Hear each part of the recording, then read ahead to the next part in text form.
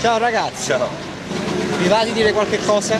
E che ti dico? Guarda che bella assistente che c'ho. Sì, lo sto vedendo. Di dove siete? Roma. Roma? Tu sei regista? Ah, il regista.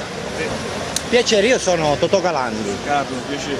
Se potevo farti un'intervista, sono un freelance. Dobbiamo chiedere a produzione, perché sono loro basta. che... E niente, buone riprese ragazzi. Buongiorno. Ah, e lei?